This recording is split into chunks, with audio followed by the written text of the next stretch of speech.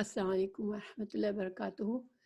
انشاءاللہ ہماری حدیث امام نووی کی کتاب ہے 40 حدیث اربعین نووی، اور ہماری حدیث کا ٹاپک ہے آج شبہات سے اجتناب کرنا، یعنی جن چیزوں میں شک ہو دین میں، حلال حرام میں، جن چیزوں کرنے نہ کرنے میں شک ہو ان چیزوں سے بچنا۔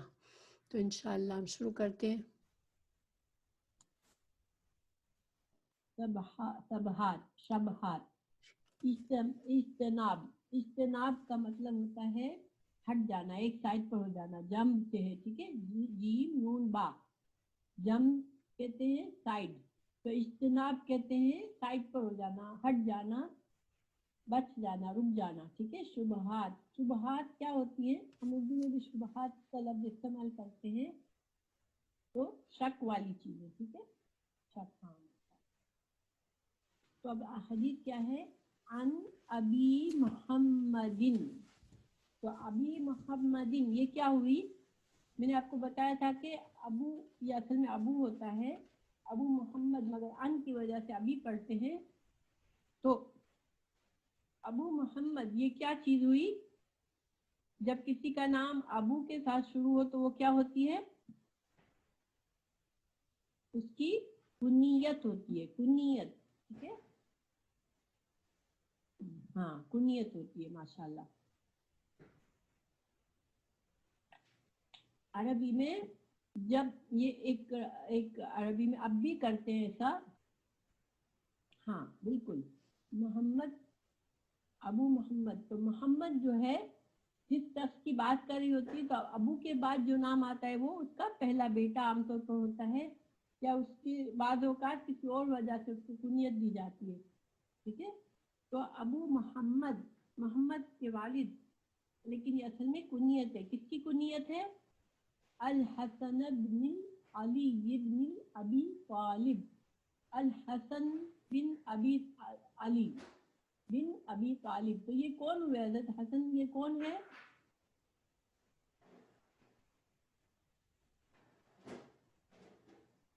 اچھا، آپ کو ٹیکسٹ نظر نہیں آتا؟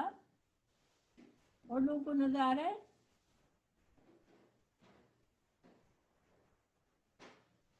ہاں بالکل، یہ حضرت علی بن ابی طالب کے بیٹے ہیں، یعنی کہ رسول اللہ صلی اللہ علیہ وسلم سے ان کا کیا رشتہ ہوا؟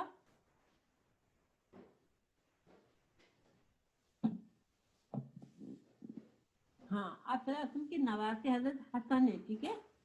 تو یہ حدیث کس کے راوی کون ہے؟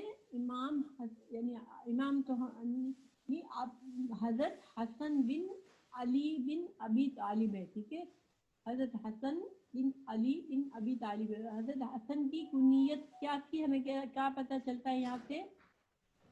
حضرت حسن کی کنیت کیا تھی اس حدیث سے ہمیں کیا ابو محمد، ماشاءاللہ، ابو محمد حضرت حسن کی کنیت تھی، ٹھیک ہے۔ اچھا، سبط رسول اللہ، سبط کہتے ہیں نواسے کو، ٹھیک ہے، تو نواسے رسول اللہ صلی اللہ علیہ وسلم کے، تو یعنی کہ جو راوی جو حدیث کو بیان کر رہے ہیں انہوں نے حضرت حسن کا پورا تعارف کرایا کہ یہ حدیث کس کی ہے؟ حضرت حسن بن ابی طالب کے، جو کہ رسول اللہ صلی اللہ علیہ وسلم کے نواسے تھے، ٹھیک ہے، وَرَيْحَانَتِهِ، اور ان کی خوشبو تھے، ٹھیک ہے، ریحان کہتے ہیں خوشبو کو۔ حضرت حسن کو راوی پیار سے کیا کہہ رہے ہیں کہ رسول اللہ صلی اللہ علیہ وسلم کے نواسے تھے اور آپ کی خوشبو تھے، ٹھیک ہے۔ یہ راوی اپنی طرف سے، اور بہت سے یہ ایک طرح سے حضرت حسن کے بارے میں کہا جاتا تھا، اس لیے کہ رسول اللہ صلی اللہ علیہ وسلم سے آپ سے بہت محبت کرتے تھے، اور کہا جاتا ہے کہ یہ آپ صلی اللہ علیہ وسلم سے شکل میں ملتے بھی تھے، جیسے حضرت حسن جو تھے، تو آپ کو بہت سے لوگ ریحانتی رسول اللہ صلی اللہ علیہ وسلم کہتے تھے، یعنی کہ رسول اللہ صلی اللہ علیہ وسلم کی خوشبو، ٹھیک ہے۔ تو رضی اللہ عنہما کیوں آیا ہے؟ اس لیے کہ حضرت علی بھی مسلمان تھے اور حسن بھی مسلمان تھے تو تسمیہ آیا ہے, باپ اور بیٹے دونوں کا نام لیا گیا ہے, دونوں مسلمان, ہاں تو اس لیے. تو اب ترجمہ یہاں تک کیا ہوا کہ رسول اللہ صلی اللہ علیہ وسلم کے نواسے اور آپ کی خوشبو ابو محمد حضرت حسن بن علی بن ابی طالب سے روایت ہے, ٹھیک ہے. قالا, انہوں نے کیا کہا, حافظ من رسول اللہ, حافظ حفظہ کہتے ہیں حفاظت کر لیا, یعنی کہ یاد کر لیا. ہم اردو میں بھی حفاظت کا لفظ استعمال کرتے ہیں نا, حفظہ. تو کسی چیز کو ہم کہتے ہیں اس نے قرآن حفظ کیا ہے نا, ہم حفظ کہتے ہیں نا. تو حفظ کہنا کیا مطلب ہوتا ہے کہ سینے میں محفوظ کر لیا ہے, میں نے یاد کر لیا ہے. تو حافظ میں نے یاد کر لی ہے, ہاں میمورائز کر لیے. من رسول اللہ صلی اللہ علیہ وسلم, رسول اللہ صلی اللہ علیہ وسلم سے میں نے یہ بات یاد کر لی ہے. تو کیا بات تھی, دا, یہ اب حدیث شروع ہوتی ہے. دا, دا کا مطلب ہوتا ہے کہ چھوڑ دے, دور کر دے, ٹھیک ہے. دا ما یریبکا, دا, دا کرنا کسی کو جیسے دور کر دینا اپنے سے, ٹھیک ہے, ترک کر دینا. دا چھوڑ دو, ترک کر دو, دور کر دو. ما یریبکا, ہاں ہاں بالکل ودا سے ہے, ماشاءاللہ یہ ودا سے ہے. لیکن آپ نے بہت اچھی طرح ماشاءاللہ آپ نے صحیح بالکل اندازہ لگایا, ودا کرنا بھی اسی سے ہے. دا ما یریبکا, یریبکا یہ اس کا روٹ ورڈ کیا ہو سکتا ہے, یریبکا, کوئی بتا سکتا ہے؟ یریبکا,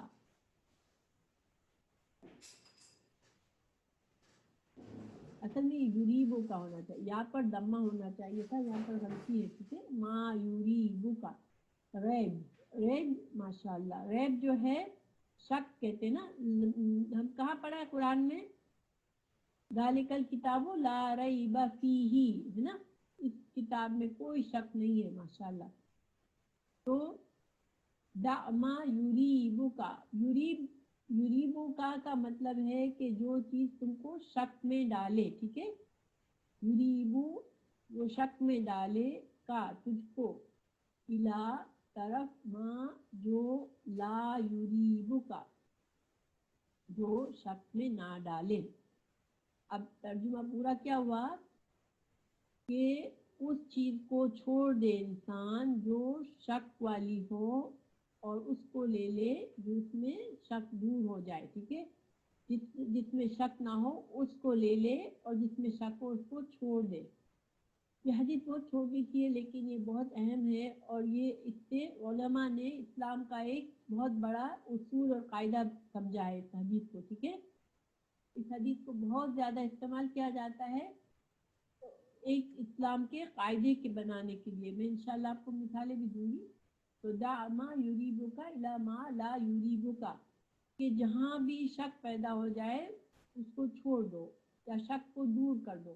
دیکھیے دو باتیں ہو سکتی ہیں, شک, ایک کام میں شک ہے تو اس کام کو چھوڑ دو, کچھ اور کام کرو جس میں آپ کو شک نہیں ہے, یا پھر جو شک ہے تو پھر انتظار کرو, شک کو پہلے دور کرو اور پھر وہ کام کرو, ٹھیک ہے. تو اس کا اردو ترجمہ ہم پڑھتے ہیں. اس حدیث کو امام نسائی اور امام ترمذی نے اپنی کتابوں میں روایت کیا ہے, اور یہ حسن صحیح ہے, ٹھیک ہے. یہ حسن ہے, حدیث صحیح ہے. اچھا, رسول اللہ صلی اللہ علیہ وسلم کے نواسے اور آپ کی خوشبو ابو محمد سیدنا حسن بن علی بن ابی طالب سے روایت ہے. فرماتے ہیں میں نے رسول اللہ صلی اللہ علیہ وسلم کا یہ فرمان حفظ کر رکھا ہے, جو بات تمہیں شک میں مبتلا کرے اسے ترک کر دو, اور جس میں کوئی شک و شبہ نہ ہو اسے اختیار کرو. تو ہم نے الفاظ کی وضاحت آلریڈی کر لی. اب دیکھیں, ہم نے اس سے پہلے بھی ایک شک والی چیزوں کی ایک حدیث پڑھی ہے نا, کہ انسان جس چیزیں میں شک ہو اس کو چھوڑ دے, ٹھیک ہے. حدیث پہلے حدیث نمبر 6 تھی, اس میں تھا کہ من اتقى الشبهات فقد استبرأ دینه وعرضه, جس نے شبہات یعنی مشتبہ امور سے احتیاط کی، اس نے اپنے دین اور عزت کی محفوظ کر لیا۔ تو دیکھیں اسلام جو ہے نا، دین ہمارا جو ہے وہ شک پر نہیں ہے، یقین پر ہے، ٹھیک ہے۔ ہمیں یہ حکم دیا گیا ہے ہر جگہ پر کہ جہاں بھی شک پیدا ہو جائے تو وہاں پر پہلے علم حاصل کر کے یا تو شک کو دور کرو کہ اب یہ کام واقعی میں غلط ہے یا اس کام کو کرنا جائز ہے، یا پھر شک والی چیز اب آپ کے پاس کوئی طریقہ نہیں ہے کہ آپ شک کو دور کریں اور یقین حاصل کریں کہ اس کام کو کریں، تو پھر اگر آپ کو کوئی ایسی دلیل نہیں مل رہی تو پھر اس کام کو چھوڑ دیں، ٹھیک ہے۔ تو اسی وجہ سے پہلے ہم نے یہ بھی پڑھا کہ اسلام میں حلال بھی واضح ہے اور حرام بھی واضح ہے، لیکن بہت سے جو مشتبہات امور ہیں، اور دیکھیں یہ ایک طرح سے انسان کا ٹیسٹ ہے، ٹھیک ہے۔ اللہ تعالیٰ اگر ہر چیز بلیک اینڈ وائٹ ہمارے لیے کر دیتے ہر چیز، تو پھر ایک تو یہ کہ اسلام میں بہت سختی آ جاتی، شروع سے پہلے دن سے ایک چھوٹی چھوٹی بات کو بلیک اینڈ وائٹ بتا دیا جاتا، تو اسلام میں بہت زیادہ سختی آ جاتی۔ اس لیے بہت سے امور کو اللہ کے رسول صلی اللہ علیہ وسلم نے خاموشی اختیار کی کہ ان کی وضاحت نہیں فرمائی، ٹھیک ہے۔ تو یہ ایک طرح سے اس میں ہمارا فائدہ بھی ہے کہ اس میں ہمارے لیے دین میں وسعت بھی آ جاتی ہے، اس سے کہ اس کام کو کرنے کے کچھ طریقے، پھر علماء اس پر پھر ریسرچ کرتے ہیں اور اس پر فتاویٰ دیتے ہیں، اور ان کی ریسرچ کی وجہ سے ہمارے لیے وسعت آتی ہے اور ہم ان پر عمل کر کے ہمارے لیے آسانی ہو جاتی ہے۔ تو ایک تو یہ بھی فائدہ ہوتا ہے مشتبہات کا، اور دوسرا مشتبہات آزمائش بھی ہے کہ اللہ سبحانہ تعالیٰ دیکھتے ہیں کہ میرے بندے کی اصل نیت کیا ہے، ٹھیک ہے۔ تو جس کے دل میں سچا ایمان ہوگا، تقویٰ ہوگا، اللہ کا ڈر ہوگا، تو اس کو یہ فکر ہوگی کہ میں شک والا کام کر کے کہیں اللہ مجھ سے ناراض نہ ہو جائے، تو وہ کیا کرے گا کہ نہیں، مجھے اللہ کو راضی کرنا ہے، مجھے شک والا کام کرنا ہی نہیں ہے کہ کہیں میرا اللہ مجھ سے ناراض نہ ہو جائے، تو اس کو یہ تقویٰ ہے۔ اب ہمیں اس میں پہلے بھی بتایا گیا تھا کہ ایک چراگاہ ہے جو اللہ کی چراگاہ، اس کے حلال اور حرام ہے۔ جب انسان بہت زیادہ شک والے کام کرتا ہے کہ حلال، اس کو شک ہے کہ پتہ نہیں حرام ہے یہ کام یا حلال ہے، پھر بھی کرتا ہی رہتا ہے لاپرواہی سے، تو ہو سکتا ہے کہ وہ اللہ کو ناراض کر بیٹھے اور گناہوں کو شیطان کے لیے دروازہ کھول دے کہ شیطان اس پر حاوی ہو جائے اور پھر وہ نیکیوں سے محروم ہو جائے۔ تو اس لیے ہمیں، کیونکہ دیکھیں جتنا ہمارے اندر تقویٰ ہوگا نا، شیطان اتنا ہی کمزور ہوگا ہمارے پاس۔ اللہ تعالیٰ نے فرمایا کہ میرے بندے جو ہے اس پر شیطان سے کہا کہ میرے بندوں پر تیرا کچھ زور نہیں چلے گا، ٹھیک ہے۔ تو اللہ کے جو نیک بندے ہیں وہ اللہ کا تقویٰ کرتے ہیں اور وہ اللہ سے ڈرتے ہیں، تو شیطان ان سے ڈرتا ہے کہ نہیں، میں اس بندے کو میں کچھ نہیں کر سکتا، اس کا ایمان اتنا مضبوط ہے۔ آپ نے سنا ہوگا حضرت عمر کو رسول اللہ صلی اللہ علیہ وسلم نے فرمایا تھا کہ جب عمر آتا ہے تو شیطان بھاگ جاتا ہے۔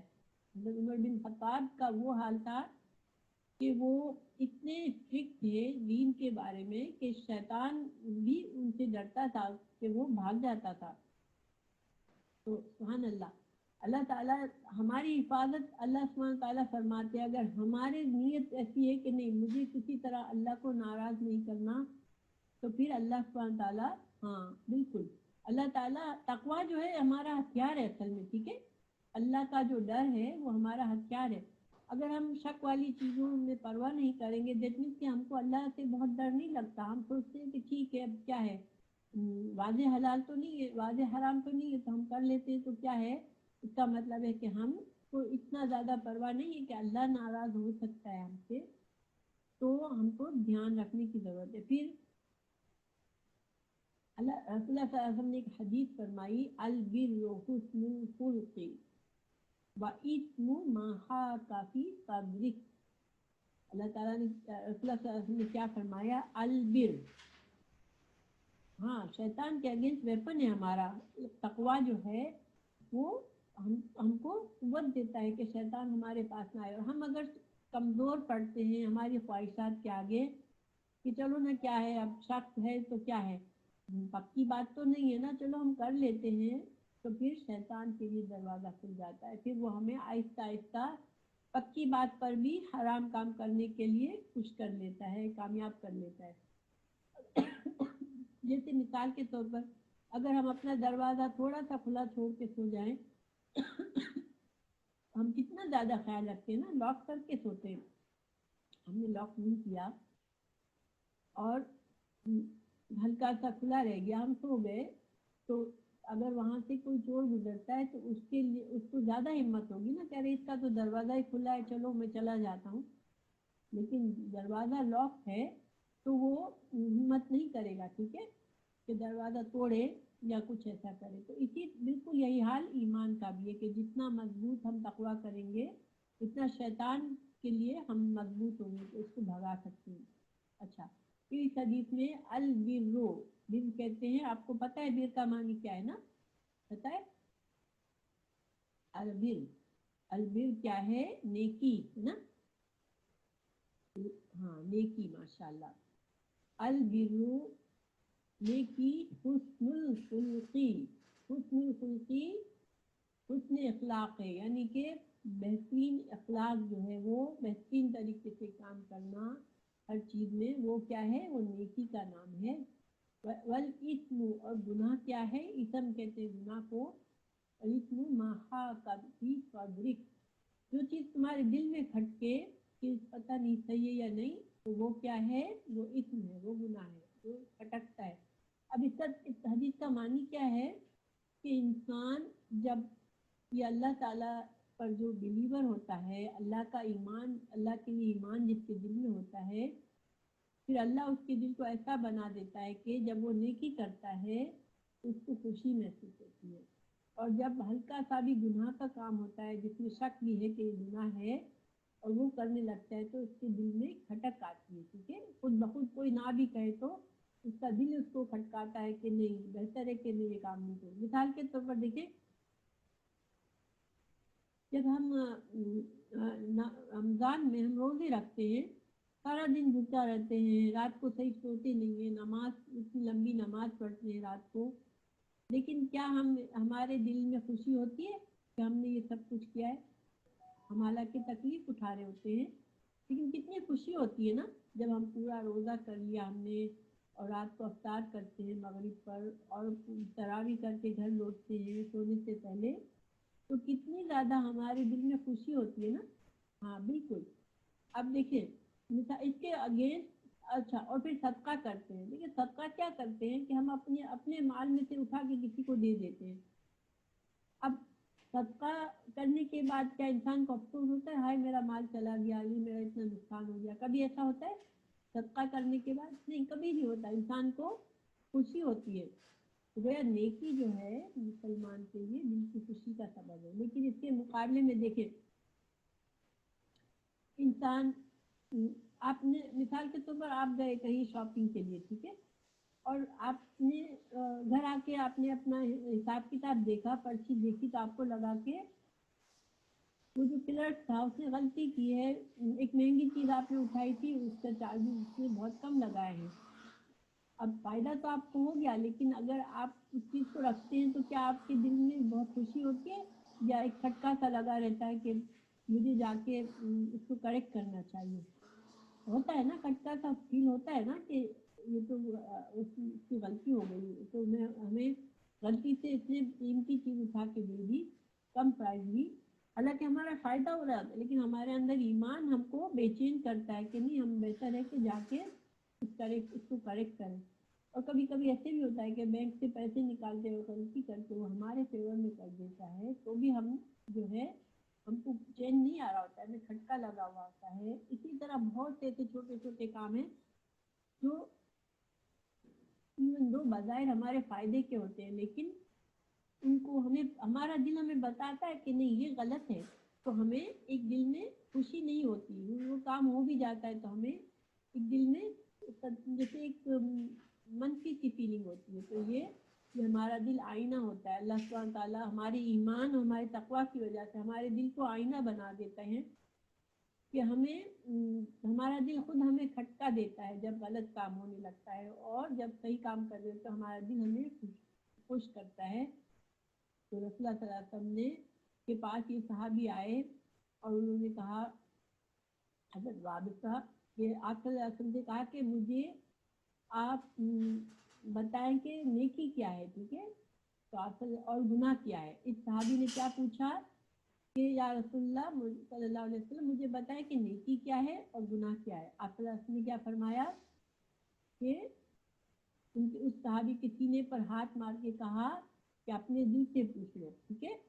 کیا مطلب ہے؟ 3 بار آپ نے یہ بات ریپیٹ کی کہ اپنے دل سے پوچھ لو، یعنی کہ ایک مومن کا دل اسے بتاتا ہے۔ اگر آپ کو بہت سے معاملات ایسے ہیں، بہت سے امور ایسے ہیں جس میں آپ کو بظاہر نہ قرآن و حدیث سے نہیں پتہ چلتا، لیکن آپ کا دل آپ کو بتاتا ہے کہ یہ بات صحیح ہے اور یہ بات غلط ہے۔ ایک بات پر آپ کو دل میں خوشی ہوتی ہے، اس میں آپ کا دل آپ کو ٹوکتا ہے۔ تو انشاءاللہ اللہ سبحانہ وتعالیٰ ہمیں توفیق دے کہ ہم جو ہیں اپنے دلوں کو، ہمارے دل آئینے کی طرح بن جائیں کہ ہم ہر نیکی پر ہمارا دل ہمیں خوش کر دے، اور ہر برائی چاہے چھوٹی سے چھوٹی ہو، اللہ تعالیٰ ہمارے ضمیر کو اتنا مضبوط کر دے کہ ہم اس کام سے بچنے لگے۔ اور صبح جہاں بھی ہوتے ہیں وہاں پر ہمیں بہت احتیاط کریں ہم کہ شک والی چیز کو یا تو شک دور کریں، یا اگر شک دور نہیں ہو سکتا تو پھر اس کام کو چھوڑ دیں۔ مثال میں آپ کو ایک دوں گی، دیکھیں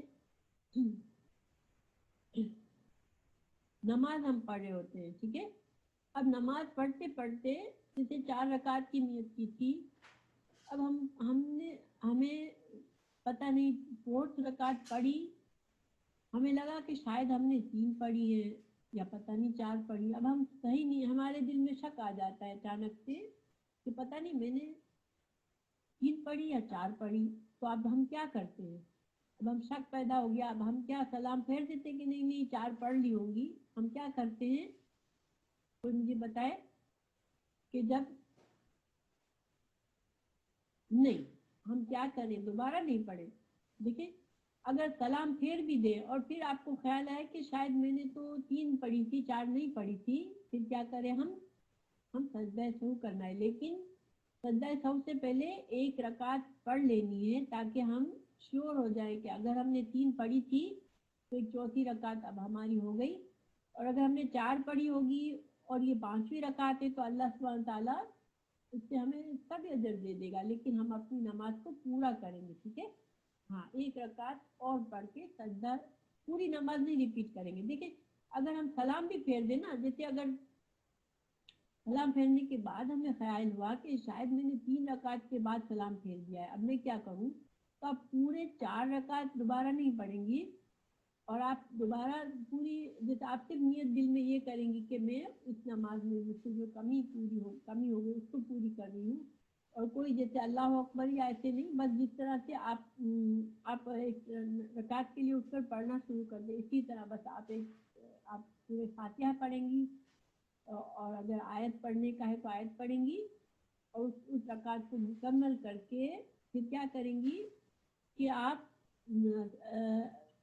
تشہد پڑھ کے سلام پھیریں گی، اور سلام کے بعد آپ 2 سجدے کریں گی، اور پھر دوبارہ بغیر کچھ پڑھے آپ دوبارہ سے سلام کریں گے، ٹھیک ہے انشاءاللہ۔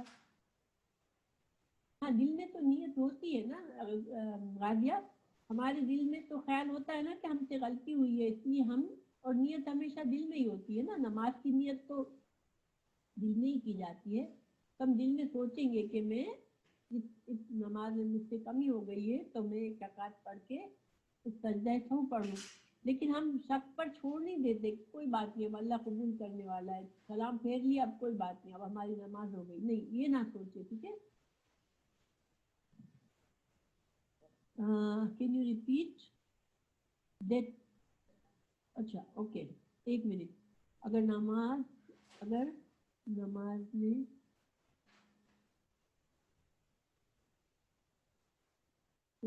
آپ کی بات سمجھ نہیں آ رہی مجھے، اگر نماز میں سجدہ سہو देखिए सजदा सहू दो तरीके से किया जाता है, ठीक है। नहीं सिर्फ राइट साइड पर नहीं, इसमें कुछ उलमा मुझे पता है राइट साइड पर कहते हैं, लेकिन जो मैंने सही अहादीस से सीखा है वो दोनों साइड पे करने का है, ठीक है। सजदा सहू जो है हाँ बिल्कुल। तो लाइक व्हेन वी रीड 3 और 4, हाँ देखिए मैं दोबारा रिपीट करती हूँ, ठीक है। आपने नमाज पढ़ी, ठीक है। अब आप जो है आपको एक ख्याल आया कि मैं 4th रकात मैंने पूरी कर ली, अब मैं तशहुद में बैठ गई आप, ठीक है। लेकिन फिर तशहुद में बैठे बैठे अचानक से आपको लगा कि नहीं मैंने 4 नहीं पढ़ी थी, मैंने 3 पढ़ी थी। अब आपके दिल में शक हो गया है ना। हाँ सलाम दोनों तरफ करें।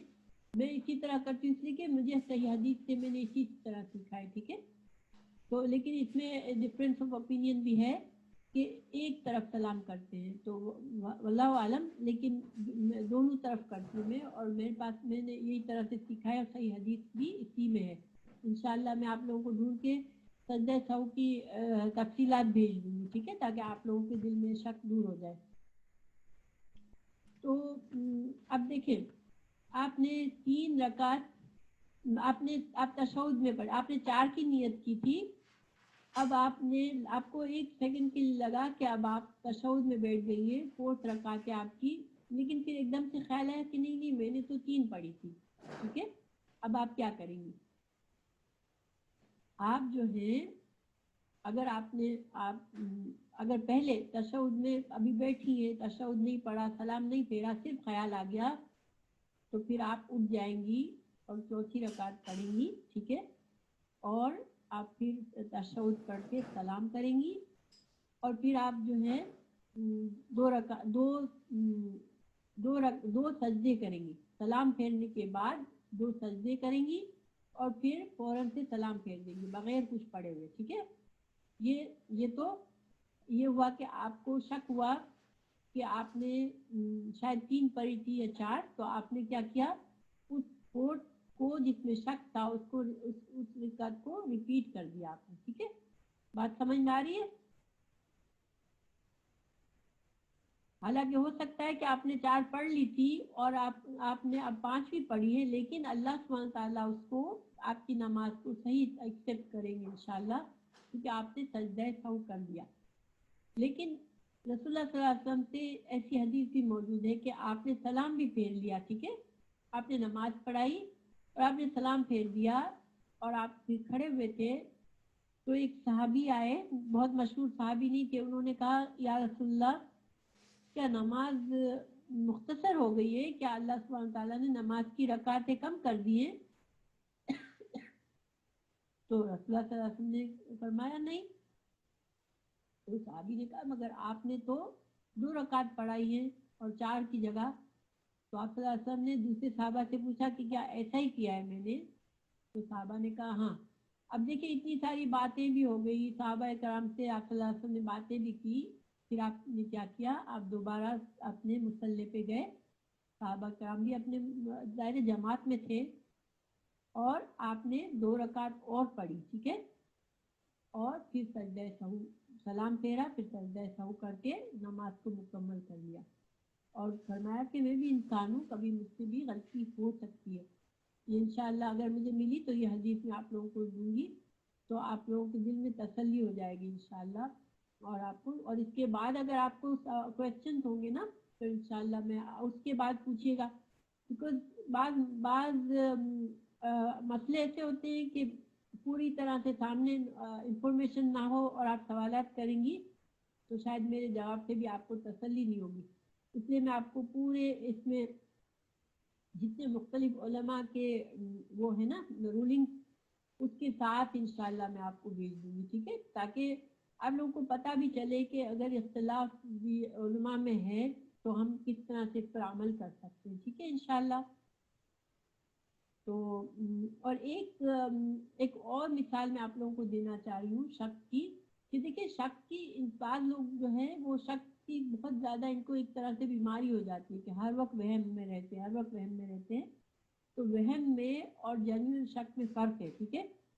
اب مثال کے طور پر نماز آپ پڑھ رہے ہوتے ہیں اور بعض اوقات ہمیں احساس ہوتا ہے کہ پیٹ میں کچھ گڑبڑ ہو رہی ہے، ٹھیک ہے، اب اس وقت انسان پر گھبراہٹ طاری ہو جاتی ہے کہ میرا وضو ٹوٹ گیا، ٹھیک ہے، تو وضو کے لیے آپ صلی اللہ علیہ وسلم کی واضح حدیث ہے کہ نماز پڑھتے ہوئے تم نماز کو مت توڑو. دیکھیں اگر تو وضو ٹوٹ جاتا ہے تو نماز ٹوٹ جاتی ہے، پہلے یہ سمجھ لیں، ٹھیک ہے، وضو ٹوٹا واقعی میں تو نماز ٹوٹ گئی، لیکن وہم کی بنا پر آپ صلی اللہ علیہ وسلم نے فرمایا کہ تم اپنی نماز کو مت توڑو جب تک تم کو ہوا خارج ہونے کی جیسے ایک تو آواز نہ آ جائے یا پھر اسمیل نہ آ جائے.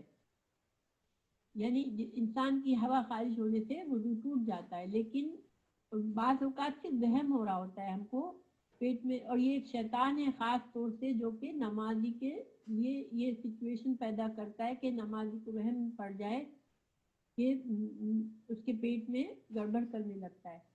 تو ہم کو کیا کہا گیا ہے کہ ہم کیا کریں کہ آواز سنیں یا اسمیل محسوس کریں تو اس وقت ہم نماز کو توڑیں، کیونکہ پھر نماز ہماری وضو ٹوٹ گیا. اور ایسی صورت میں جب وضو ٹوٹ جاتا ہے نماز کے دوران تو پھر پوری نماز دوبارہ پڑھنی پڑتی ہے، ٹھیک ہے. اب سجدہ سہو کر کے آپ باقی ادھوری نماز پوری نہیں کر سکتے. فرق سمجھ میں آیا؟ اگر وضو نماز کے دوران آپ کا وضو ٹوٹ جاتا ہے، 4 رکعت میں سے 2 کری ہے اور آپ کا وضو ٹوٹ گیا، تو آپ اب یہ نہیں کریں گے کہ دوبارہ وضو کر کے صرف 2 رکعت پڑھیں گے، نہیں، آپ دوبارہ وضو کر کے پوری نماز دہرائیں گے. تو پہلے جو ہماری سچویشن یہ تھی کہ ہمارا وضو نہیں ٹوٹا تھا، ہم کو صرف شک ہوا تھا، ٹھیک ہے، تو شک میں ہم نے نماز پوری نہیں دہرانی، ہم کو صرف جتنا شک ہے کہ 1 رکعت کی کمی ہوئی ہے تو 1 رکعت پوری کرنی ہے اور پھر سجدہ سہو کرنا ہے. لیکن یہاں پر نہ سجدہ سہو نہیں کرنے کا ہے، بلکہ کیا کرنا ہے، اگر واقعی ہمیں اب یقین ہے کہ ہوا خارج ہوئی ہے تو ہم کو اس نماز کو توڑ کر دوبارہ وضو کر کے پورا نماز پڑھنا ہے. یہ بات کلیئر آ گئی؟ سب کی سمجھ میں آئی؟ اس میں تو کوئی کسی کو اختلاف یا شک یا نہیں ہے؟ الحمدللہ. تو ٹھیک ہے، پھر میں سجدہ سہو کی آپ لوگوں کو انشاءاللہ کوشش کر کے ساری انفارمیشن اس ویک میں بھیج دوں گی، اور اگر میں بھول جاؤں تو مجھے کوئی پوچھ لیجیے گا انشاءاللہ، ٹھیک ہے، کہ میں نے آپ لوگوں کو وعدہ کیا ہے کہ سجدہ سہو کی انفارمیشن بھیجوں گی آپ کو، اور اس کے بعد آپ پڑھ لیجیے گا اور پھر کوئی سوال ہو تو ضرور پوچھ سکتے ہیں، ٹھیک ہے انشاءاللہ. تو اب ہماری کلاس کا وقت ختم ہو رہا ہے.